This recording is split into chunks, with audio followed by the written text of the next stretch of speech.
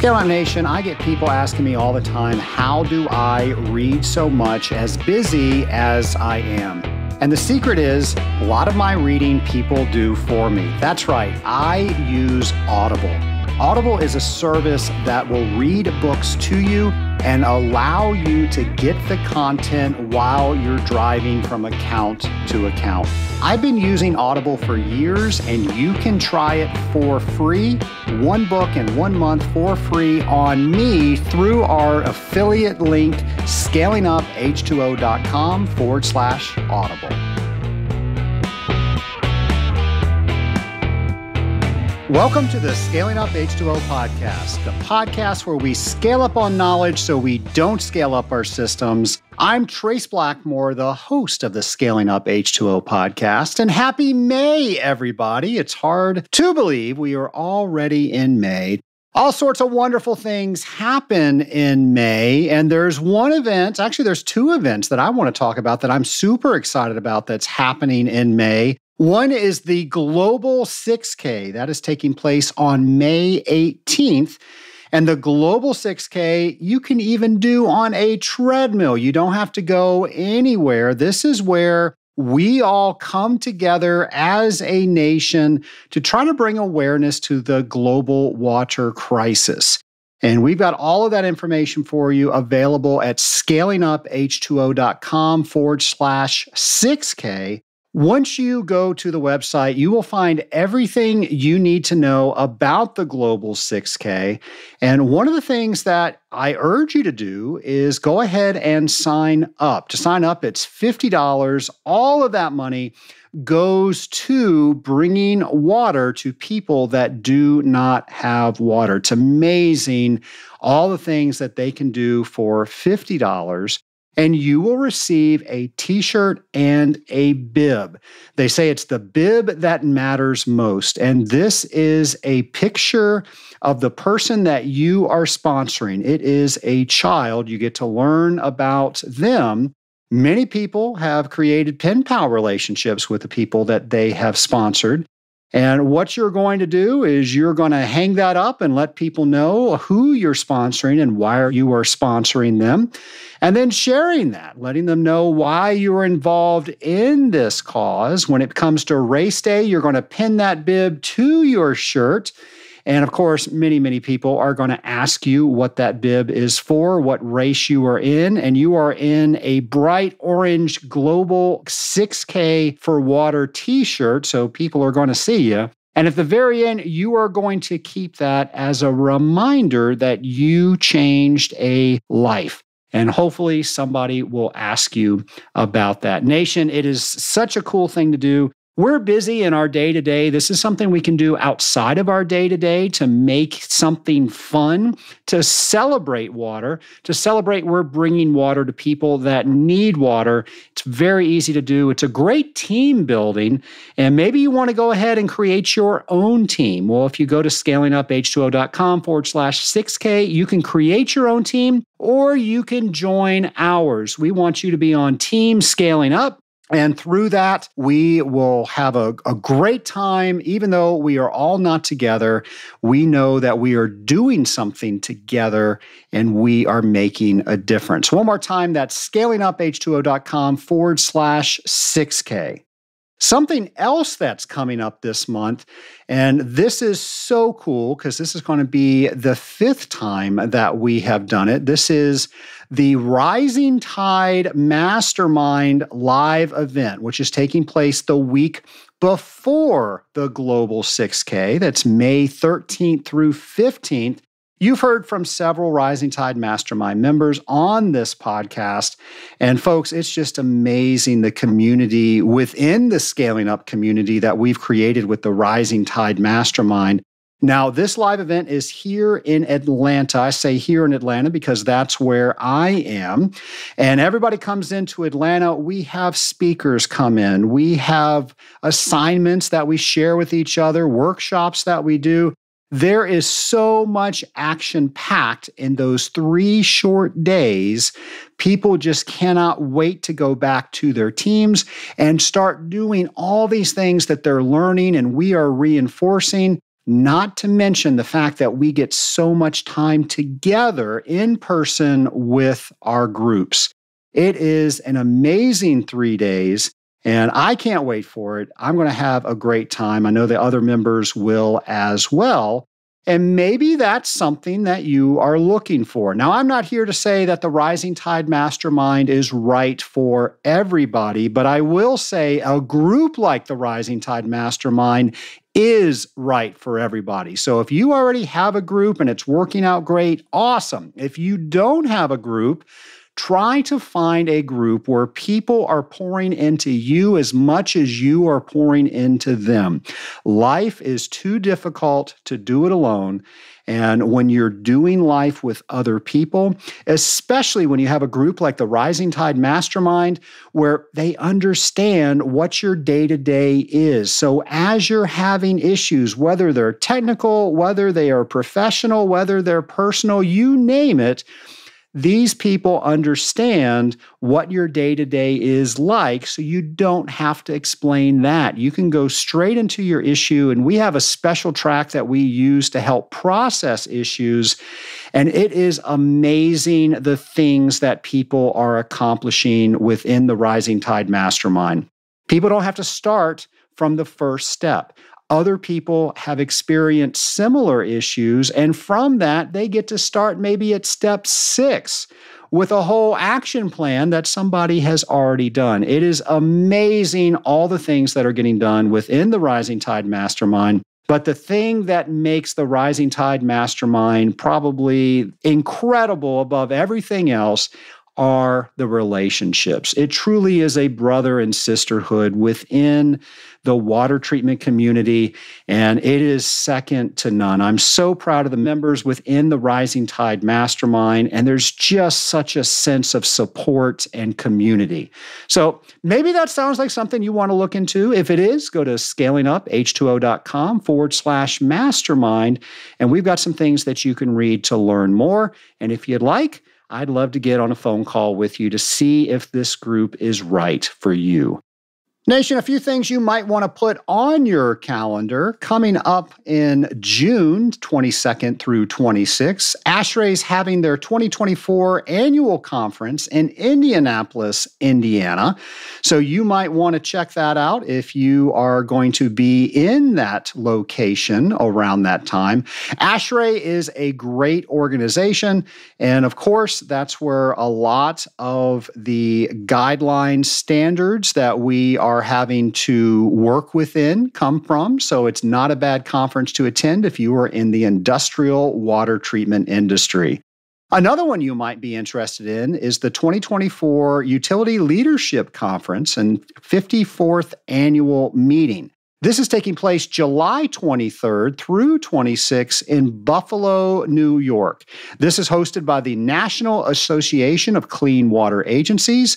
We're going to have all the information on this conference and all the other ones I did not mention on our events page, and you can get there simply by going to scalinguph2o.com and navigating over to our events page. Nation, there are so many events up there, so I urge you, when you're not driving from account to account, make sure you keep your hands on 10 and 2 or 9 and 3 or whatever they're teaching these days, so you're safe out there on the road. But when you get to a location where you can check out all of the conferences that are out there, please do that. There's so much that enhances your water treatment experiences when you go to conferences like these, and you get to meet people you do not currently know. Folks, this business is all about networking, and any chance I can find to increase who I know that's going to make me a better water treater. And a lot of times it allows me to meet new people that I can introduce to you on the Scaling Up H2O podcast. So Nation, if we are at a conference together, I hope to see you there. And I hope that you are making plans to attend a conference, especially if it's right in your backyard. Nation, let's go ahead and get to our interview. Today, my lab partner is Mike Taraszki, hydrogeologist with WSP. Welcome, Mike. Morning, Trace. How are you today? I am doing great, and I would love it if you define what a hydrogeologist is.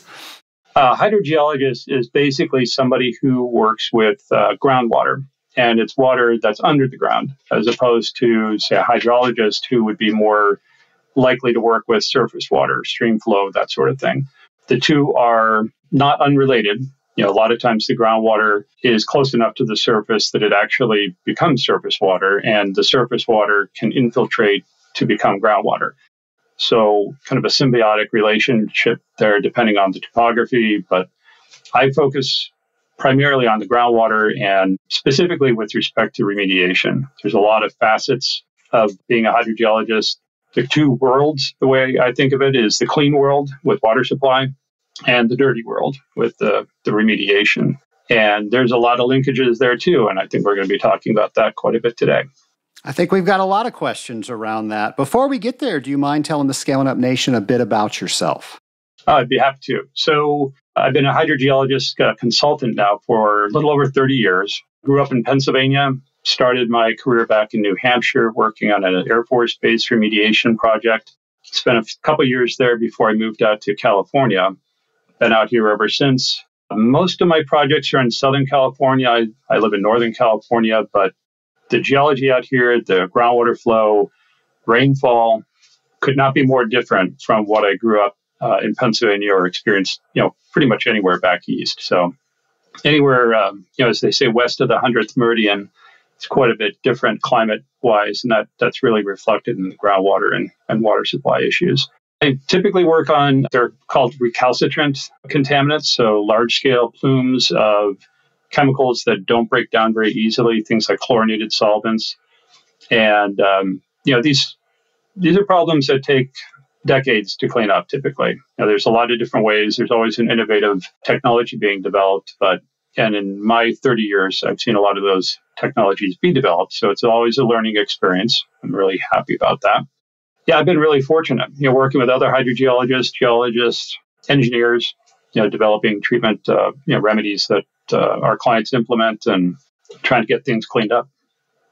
Mike, last year we had several people on the show to just make us more aware around the water that we use in our day-to-day practice of industrial water treatment. We had a guest on that was talking about, we can't just put a well in and expect that water to continue to be there. And after that show aired, many people were trying to find more information out about that. Not too long ago, we had a attorney on to talk about how water is managed on the legal side and how rights are done. So people are wanting to know not just that we have water and how do we use it in the end process, but where is water going and all the things that you're currently doing. So that's where we're going right now. So with all that being said, those guests coming on the podcast, my question for you is people are looking for different places to grab water, and groundwater is a natural assumption that they're going to look for, but not all water is potable, and that's where you come in. Absolutely. So when we're looking at groundwater, whether you're in California or anywhere in the country, the first question is, where is it? Because it's not always, it depends on the geology and the topography. Some areas have an abundant amount of groundwater, and others, it's very tight soils, and the groundwater's there, but it's really not readily available. So you're not going to get a productive well. So supply is one question. Quality is another. There's a lot of natural, they call them geogenic contaminants, so metals and things like that might make it unpotable. But I've worked really mostly with industrial contaminants. So and that includes agriculture. So you can be away from a industrialized area and still have a lot of anthropogenic contaminants, particularly nitrate from over-fertilization over the years. That's a rampant problem. So the water quality really becomes an issue, and the water quality can change over time, and it can change in response to the pumping. So there's parameters, whether it's oxygenated or not oxygenated, that can also change the water quality because some of these metals will change the valence state is what it's called.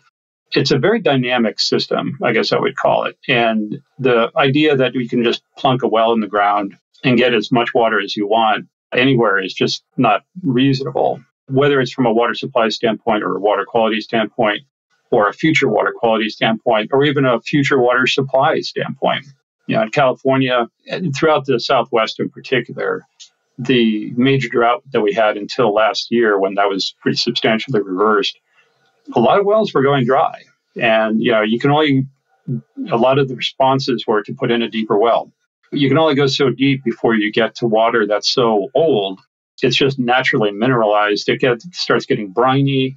Again, it's treatable, but it's not something you're just going to throw a pump in there and start drinking. There's a lot of work that goes into getting a well with a reliable water quality and supply. Mike, one of the things that we look at here in Georgia is what's going on in California, because you guys start a lot of things and then that trickles across the country. I know you've been involved very heavily in a specific process and policy. Can you tell us about that? Yeah, so it's called 97005. It's a process memo. The state developed this back in 1997. That's the 97005. Apparently, it was the fifth one that year. The title for this policy guidance is the direct domestic use of extremely impaired sources. That was its original title. And it was a recognition that there are some communities or water purveyors who really don't have a choice. They're in a small geographic area, or for whatever reason, they're limited in terms of what water supply options they have. And this term extremely impaired means that there's a number of contaminants or criteria that make it unpotable. It's called extremely impaired because it's with respect to the maximum contaminant levels or notification levels that in my industry we usually use in terms of remediation purposes, meaning you have a source area, high concentrations of a contaminant, and we bring the concentrations down to below those MCLs. The state is looking at it as if you have anything even slightly above them, they consider it extremely impaired. So this is where the two worlds meeting. It's an important distinction in the perspective. On one hand, the MCLs are kind of viewed as a finish line, and on the state's perspective, it's the starting line. So for myself, working with this policy has required a little bit of a mind shift and understanding how much more conservative, for all the right reasons, that the state is looking at this, because we're obviously talking about potable use. Mike, at a high level view, what are some things that are in 97005? So at a high level, I think the first thing is the criteria. What would actually bring this to public water supplies attention? And first of all, it's a public water supplier. So this wouldn't apply to something like a homeowner.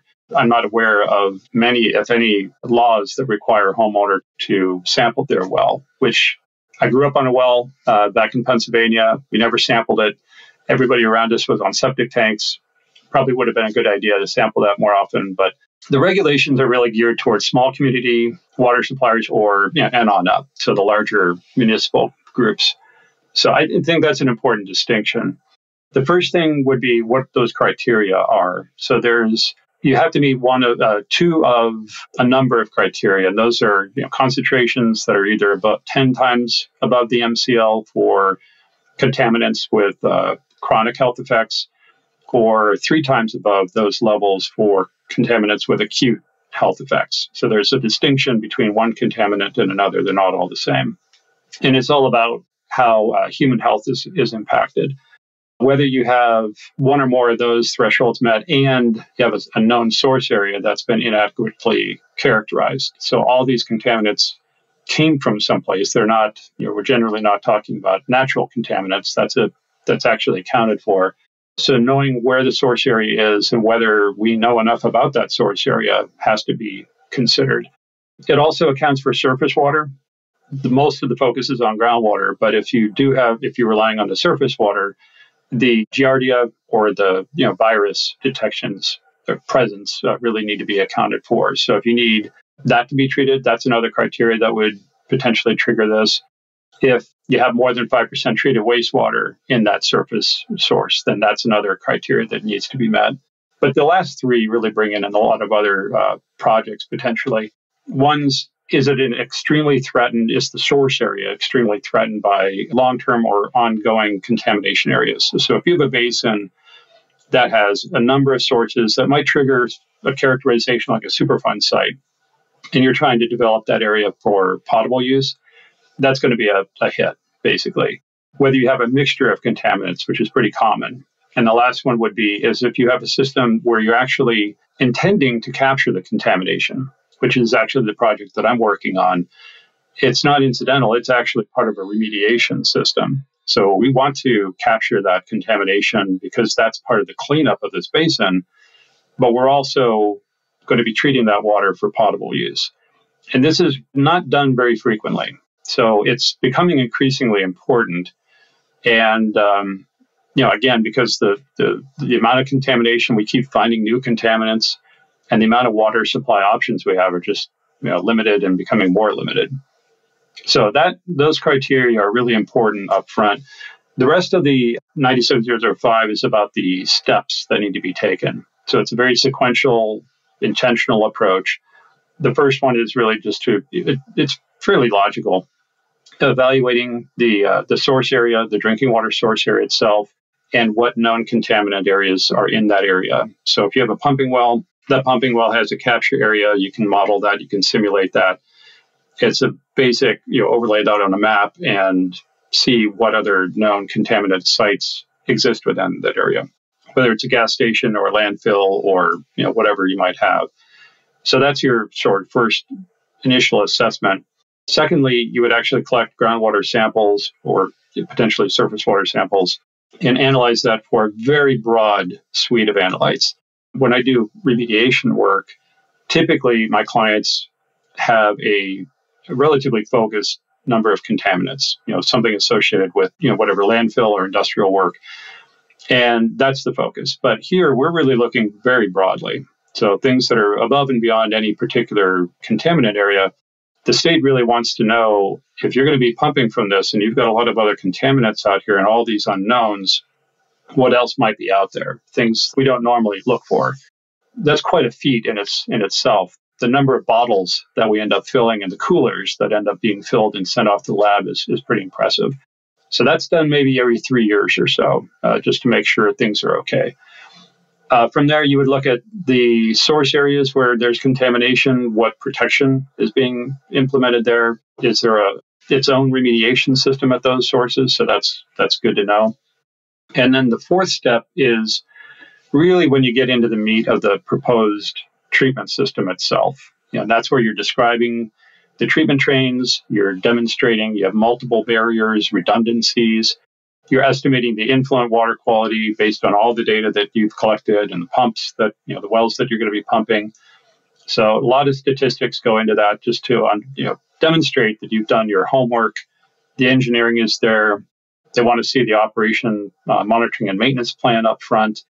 Really kind of put it all out there to give the state some assurance that, yes, you know what the contaminants are, and this treatment system is going to handle all of those contaminants, and this is what we expect the treated water to look like, with assurances that you'll be able to meet the permitted discharge limits. And the last step is the fail-safe part. It's sort of that's all nice. Now what happens if it fails?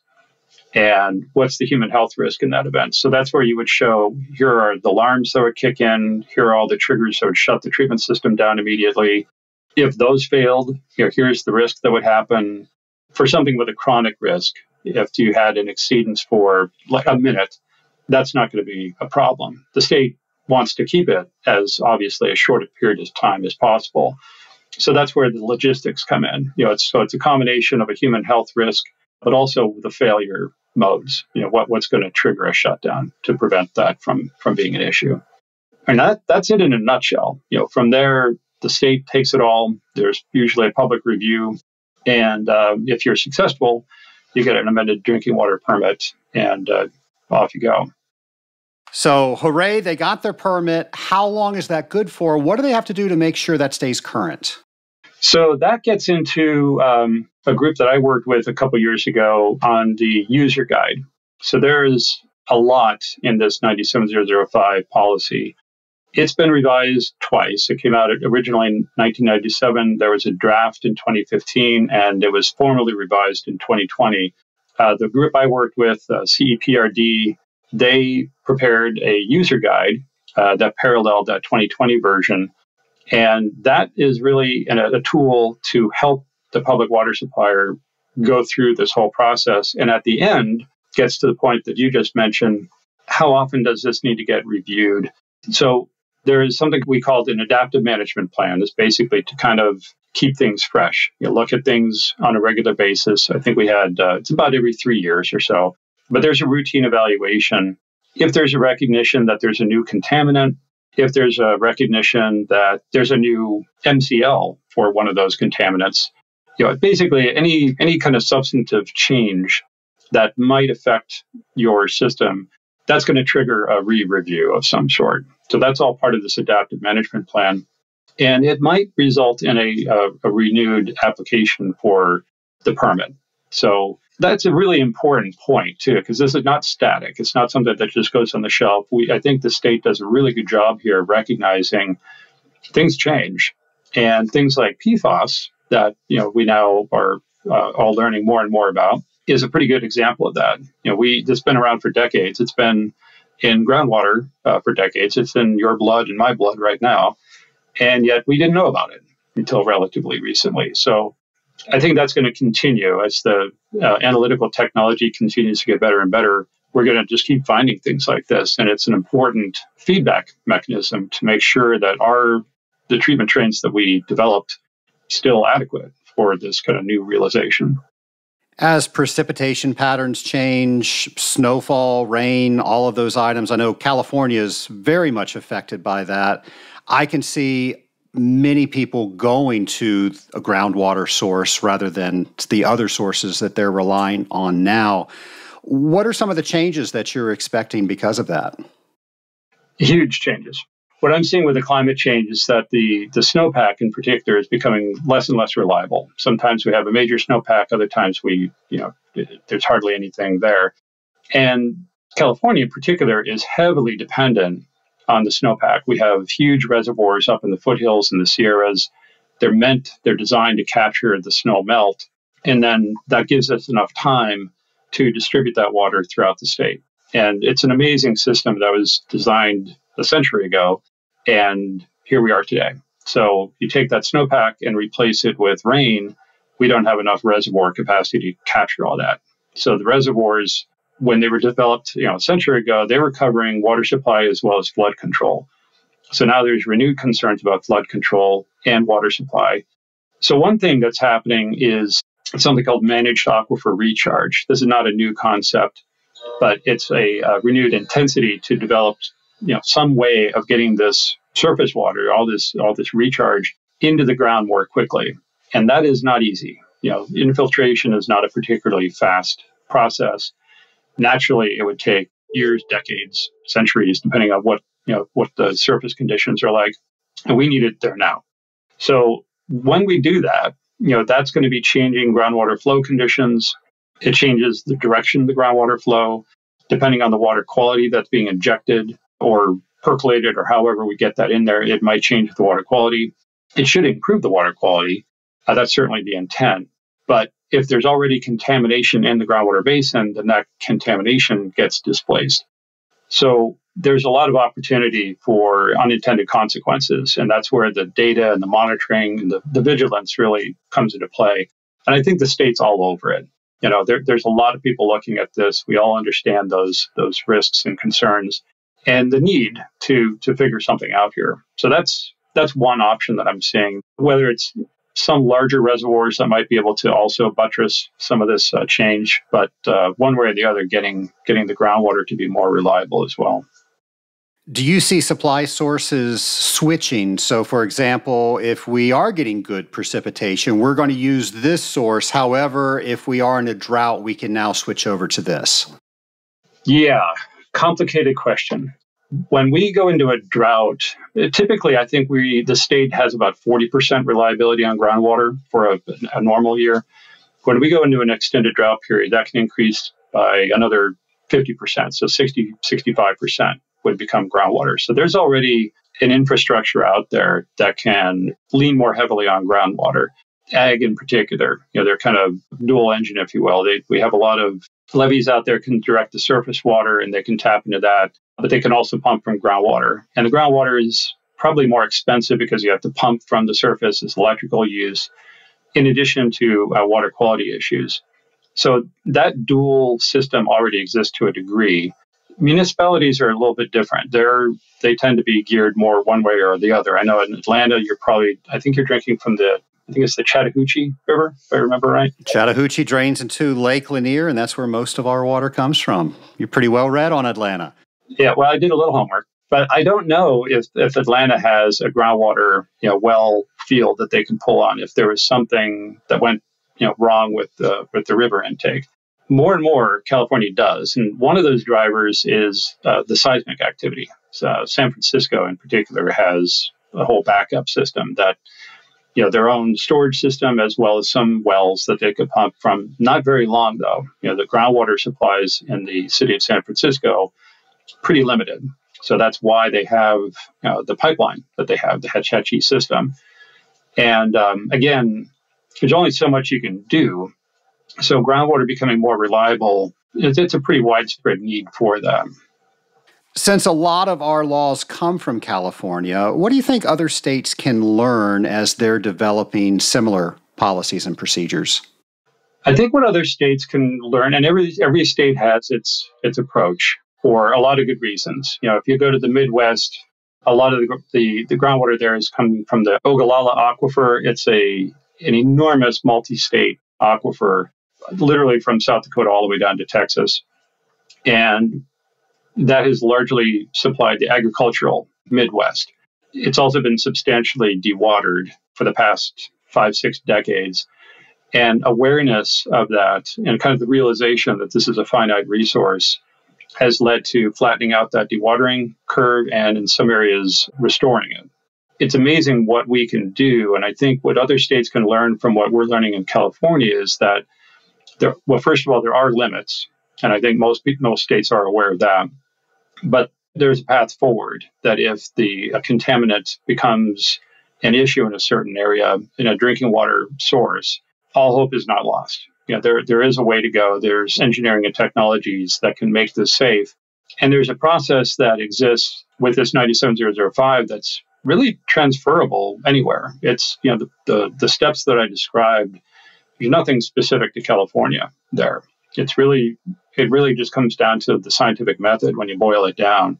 It's understanding what the problem is. It's making sure you have enough data to support that understanding, that you continue to generate data to make sure that understanding is current. Things don't change. And it's all about the technology to make sure that the problem is actually going to be remedied and continue to be remedied over time. We want it to be effective. The California, with this 97005, the goal is always to get to the lowest treatment level possible, feasible. I'm not sure what the word is, but there's a limit. There's some cost calculus that needs to come into there. But they want it to be safe, the bottom line. They also want it to be as effective from a destructive standpoint instead of like a filtration. So if you have a filtered type remedy, that's good from improving the water quality and making it safe to drink. But then you have all the contaminants bound up in a filter, and that probably goes to a landfill or gets incinerated or something. It just kind of makes another waste management stream. So that's where a lot of the technology is going as well. What can we do that's going to be effective and not create other problems? So it's really the whole picture of identifying the contaminant, recognizing what you need from a water supply standpoint, and then what do you do about that in the most effective way that's not going to create another waste stream that might create a problem for some other part of the state or another state.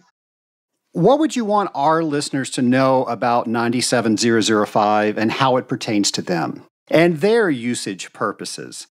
So there's a lot of different applications, how people use this water. Ultimately, the potable water is going to be driven by the drinking water standards. That's the focus behind 97005 is the human health risk from potable use. There are a lot of other issues with water, obviously, depending on where it's being applied, whether it's, even for non-potable uses. I don't think 97005 would necessarily apply to a non-potable situation. However, there's a lot of correlations with it too. I would want the scaling up nation to appreciate that hydrogeologists like myself, engineers, really understand the source of the water, even before it gets into the pipe, how this might be impacting its ultimate use. So whether it's literally a scaling factor or how that's going to be affecting equipment. In California, back in the 70s and 80s, there was this thing called Silicon Valley. And one of the reasons why I think it happened in California was the water supply was being driven by snowmelt out of the Sierras. And that's very high quality water. So the water used in the industrial purposes helped facilitate that industrial purpose. So there's a lot of science that goes into this. And I've always been excited in the subsurface, the groundwater aspect of things, that when I work with the municipal public water group, they may be more focused, if not entirely focused, on the piping and the above ground facilities for all the right reasons. And just maybe not necessarily took it for granted, but a lot of people do take for granted that the groundwater is going to be there and it'll just be reliable. And if it becomes a problem over time, it's because the well just got too old and you just had to put in a new well. And the reality is that's not always the case. There really are changes that happen in the subsurface as groundwater is depleted or as fresh water is brought in from, even for all the best intentions, from a recharge percolation standpoint to kind of replenish that basin. Considering all the other land uses, industrial, agricultural, things are changing. We're putting other things into that basin, and over time, that may become a different situation. So that's really what I kind of love about my job. And I would hope that if nothing else, your listeners would start marveling at the wonders of groundwater and all the subsurface, the dark art that people like me practice. Looking ahead, what trends do you anticipate in the utilization of treated groundwater for potable purposes? Well, I mentioned PFAS earlier, and I think that's definitely not going away anytime soon. So those are perfluorinated compounds, and their nickname is the forever chemicals. So they do not break down very easily. They come in short chains and long chains and branches, and I won't get into the organic chemistry of it. But the longer chains do tend to get filtered out with carbon relatively well.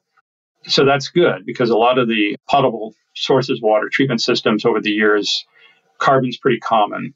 The caveat there is that nobody was monitoring PFAS in the effluent. So normally carbon is good for, whatever contaminant, and then you start getting breakthrough and you have to change out the carbon.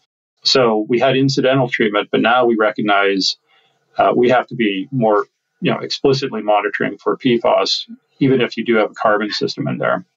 That doesn't destroy the PFAS. So that gets to something else I mentioned before.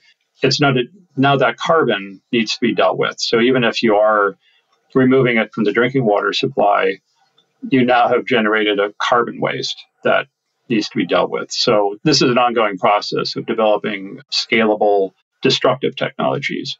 So PFAS, definitely a big problem. I've heard talk whether it can even really be cleaned up. It's such a widespread contaminant, and the concentrations that present health risks are so incredibly low. It really feels like another generation. The next decades. We'll be dealing with this for sure. So that's one definitely. I mentioned managed aquifer recharge. I think that's going to become more and more prevalent. There's a lot more guidance that's being developed just in the past 5 years. I see that only increasing. Water recycling is going to become more important as well. California just, I think last summer, released guidance for direct potable reuse. What we've been talking about today for 97005 is similar to that. With water recycling, there is indirect and direct potable reuse. And indirect would be if you take wastewater, you treat it to some high quality, and then you inject that back into the ground. And usually there's a time and space buffer before that injected water would be allowed to be extracted again from a potable use. And it's meant to provide some additional filtration. If there's viruses in there, they wouldn't survive for a certain period of time. So that's been around for quite some time. Direct potable use is when you would take treated wastewater, take it to an even higher degree of quality, and then directly provide that for potable use. So much more engineering. It's akin to what we're talking about for 97005. The big difference is that what I'm doing is taking contaminated groundwater and treating it. That's a fundamentally different water supply from a wastewater, with the big difference being viruses. So that technology, though, is going to become more and more important. And that's something that I'm seeing happen in California. San Diego and Los Angeles have two pretty major projects that are on the horizon. And we'll be seeing that quite a bit more often. So LA literally, I think by 2035 has a goal that they have zero wastewater. And I think it should be zero available wastewater. But it's an admirable goal in that they want to take that water, treat it, and whether it's indirect potable or direct potable reuse, bring it back into the water supply system. They recognize, and I think LA is a nice microcosm for many other parts of the world. They recognize the water that they rely on, much of which is imported or groundwater based. That imported water just isn't going to be available. It goes beyond California. The Colorado River Basin, I'm sure you've heard, is not doing well. It's substantially depleted. And this is something that's been going on for decades. John Wesley Powell said it well in the 1800s, that we cannot develop the West like we did the East. It was very prescient that way. And it took us 150 years, but we seem to be realizing his warning more and more now. With it's only getting worse with the climate changes, the variations that we're seeing in the rainfall patterns. But the Colorado River is a major source of water for California, and it's been overtaxed, for decades. So all of this is coming together and forcing us to evaluate whether it's 97005 to make contaminated groundwater a viable potable source of water, or water recycling, one way or the other. I think both of those are going to be pretty major. There's always a lot of talk about desalination. The technology is certainly there. It's very energy intensive. It's very expensive. I'm not sure how much you can really scale that up, but I think for a lot of coastal communities, it certainly is being relied upon for good reason. Whether that can really become, replace an agricultural supply of water, I think that seems unlikely. But the technology is very important. And I think the last thing that comes to mind is the contaminants. I mentioned that we're just going to keep finding new contaminants like PFAS, but there's also things like microplastics. And those are becoming more of an issue, which I never thought of in terms of groundwater. It's really more of a surface water, but there are groundwater aspects of it as well, which is a little mind-blowing. So for me, it just continues to astound me how we just have to keep fresh. There's no finish line to this. We just have to keep learning, stay vigilant. Mike, if somebody wanted to learn more about 97005 and the work that you do, where should they go? Well, I think I shared with you a link to the state's webpage. It's the State Water Resources Control Board, Division of Drinking Water. So you can do a search for 97005. You'll find the guidance, the policy memo itself, and right next to it, you'll see a link for the user guide. And the user guide has, I think there's two links, one for the guide and one for some appendices. So all of that's very readily available. And again, I think it would serve well for anybody in the country or even different parts of the world. The logic there is applicable. Just apply it to your own hydrogeographic environment. And I think there's a lot there to work with. There's also a lot of great groups. I've been a member of National Groundwater Association for years. In California, we have kind of our state version of that. It's Groundwater Resources Association. It was almost 2 years short of being a founding member of that. Both of those are fantastic references, whether you're in California or not. There's a lot of focus on well maintenance and operations and investigations and characterizations and remediation work and water supply and legal developments. We didn't really touch much on the legal aspect of all this today, but we could probably go on for another hour there alone. The water rights is a very state-dependent type thing. So there's not to mention federal laws. And then on the remediation side specifically, I get a lot of information out of a site called CLUIN, CLU-IN, or ITRC. It's a Interstate Technology and Regulatory Council. So those both are just great resources. Those are just a few. There's a lot online. You can also get a shocking amount of information from YouTube. There it is. Everything's on YouTube now. Everything's on YouTube. It's amazing. Mike Taraszki, thank you so much for coming on the Scaling Up H2O podcast and having us think a little bit differently when it comes to groundwater. Well, I appreciate the opportunity. I really enjoyed talking with you about it. Scaling Up Nation, this is another example. If I did not have this awesome podcast, I would not have met Mike. So many wonderful things happen because I purchased this microphone and because you listen to the recordings I make on this microphone. And one of those things is I get to meet great people like hydrogeologist Mike. And how many people even knew that that was a term, hydrogeology? So there we go. We're all learning together. I've heard of the term, but I've never met a hydrogeologist until Mike. So Mike, thank you for introducing the Scaling Up Nation, not only to you, but the world of hydrogeology. And I remember one of the first examples of somebody that made an impact with me that want to get in this industry was a hydrologist. Now, my father was in this industry, but he was my father. So what did he know, right? I remember I was in 7th grade and a hydrologist came into our earth science class. And he was talking about all the things that he does to sample water to make sure that the water was within the ranges that it needed to, what he did if it wasn't. And I just thought it was so cool. And he had a test kit that was just like my dad's. And that really got me thinking about what my dad did. So I don't know when the last time you spoke to some students about what it was that you do on a day-to-day basis, but I attribute that person coming in and talking to my science class the pivotal moment that got me talking to my dad to want to learn more about what it was that he did. So you never know what ripple effect, pun intended, that you are going to create when you share with somebody that doesn't have that knowledge. Now, Mike coming on the show today teaches us industrial water treaters that it's important to keep up to date with how water is being used, and in some cases, reuse.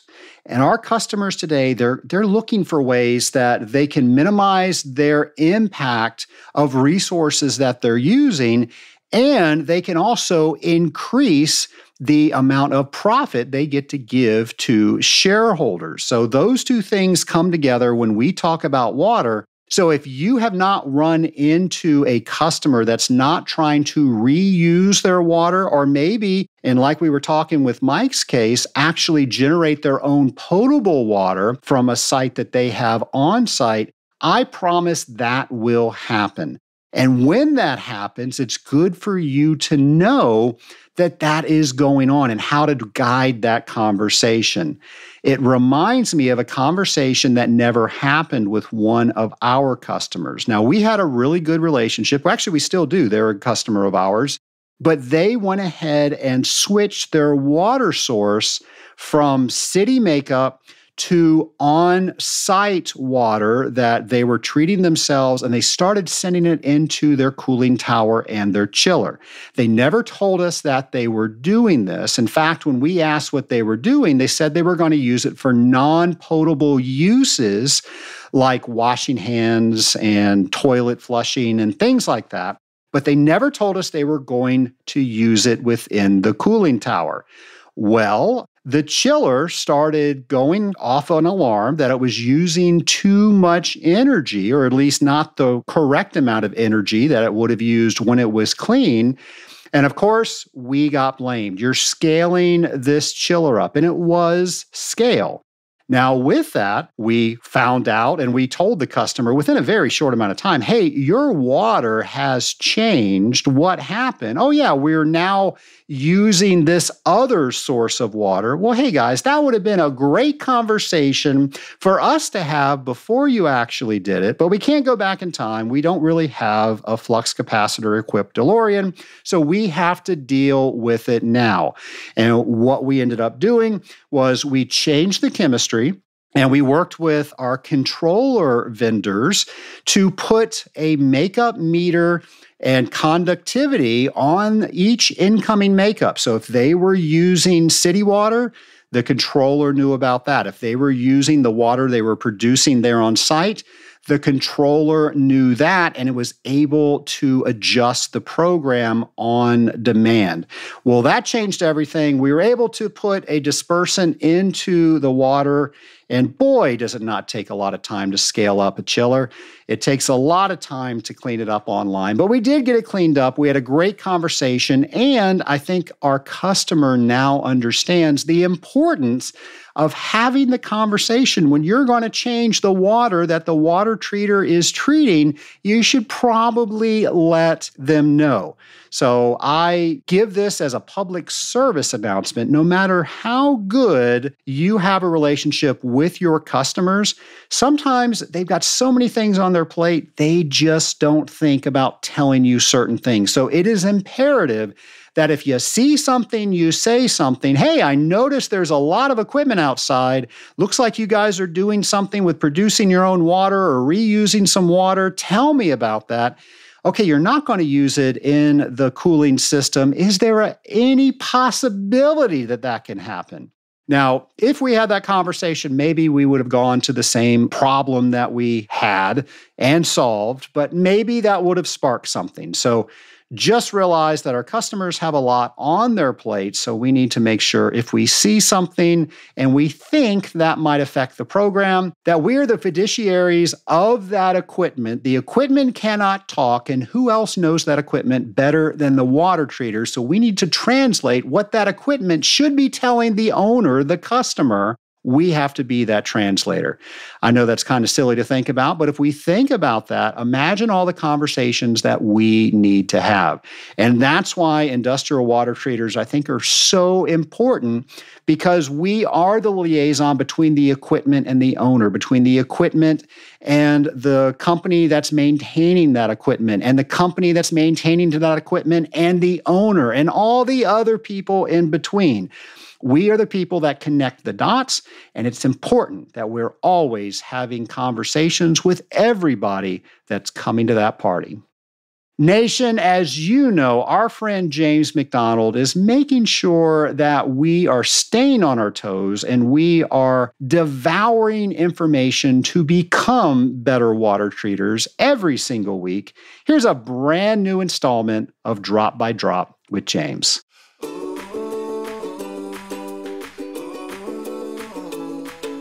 Welcome to Drop by Drop with James, the podcast segment where we wonder, explore, think about, imagine, and learn industrial water treatment, you guessed it, drop by drop, together. In today's segment, I have a what if for you. What if the cooling tower's blowdown stopped flowing? There is no more blowdown going down the drain. Period. First, what could cause this to happen?